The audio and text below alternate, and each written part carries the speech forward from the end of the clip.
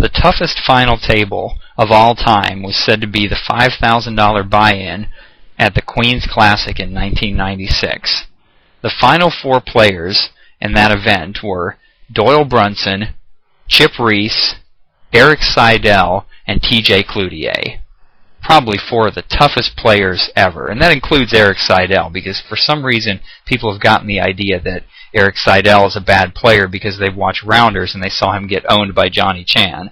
But make no mistake about it, Erik Seidel would destroy you. I've watched him play before. He's methodical, he's mathematical, you can't read him. He's a great, great player. So anyway, if you were sitting at that final table, I probably would have advised you to shake all their hands and just give them all your chips. But assuming you're not playing against players of that caliber, how do you know when you're beat? You're in a hand, you're facing a big bet, and you want to ask yourself the kind of questions the pros ask themselves when they're trying to decide where they stand. This is where the rubber really hits the road in No Limit Hold'em. So here are the three questions that the pros ask themselves when they're trying to figure out if they're beat. The first question is, what is my opponent trying to convince me of? This goes back to our video on reading your opponent. Is your opponent trying to look strong? Are they trying to convince you they have a big hand? Are they looking really confident? Maybe they're not so confident. Putting together the pieces of the puzzle and trying to figure out what they're trying to convince you of so that you can do the opposite of that, because most often weak means strong and strong means weak, as we know. Number two, do I have a strong hand? Now, this may seem real obvious, but as we're going to see in an example we're going to get to, it's not so obvious. Because if you're facing a big bet, you may need a really strong hand to be able to call that bet. So, even if you thought your hand was strong earlier, it may not be so strong anymore if you're facing a big bet. And the third question to ask yourself is, what hands would it make sense for my opponent to have at this point? Are there any hands that he could possibly be holding that could beat me? And we're also going to look at that in an example right now. So let's take a look at a hand here that will demonstrate some of these concepts. And we've got Ace-King, and there's been a raise from early position by a good player. We could choose to re-raise here, that wouldn't be an error, but I like to just call in this position.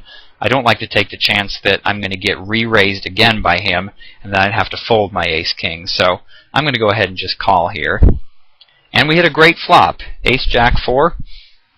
He checks to us, so we're certainly going to bet here. We're going to bet about the size of the pot. And he called. Okay, another inconsequential card on the turn.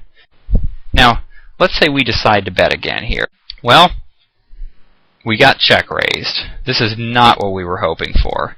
And it's put us in a position where we're going to have to make a tough decision here. So, this goes back to what I was saying before about, do I have a strong hand? Ace-King with an ace on the flop certainly was a strong hand before. But now that our opponent has chosen to check raise us on the turn, all of a sudden we're not feeling so good about it anymore. And in fact, against a good player like this, I can almost assure you that if you call this bet, you're going to lose your money. The problem is, even if you do call here, he's going to bet again on the river, and you're going to have to call a river bet also. So you've really put yourself in a bad position if you choose to call here. And as they say, big pots are won by big hands, and one pair is not a big hand anymore, so the correct play here is going to be to fold. We also can ask ourselves question number 3, which is, what hands would it make sense for my opponent to have at this point? Well, there are two very likely hands he could have. He certainly could have played a pair of jacks. He would have raised with that before the flop, so he could have a set of jacks at this point.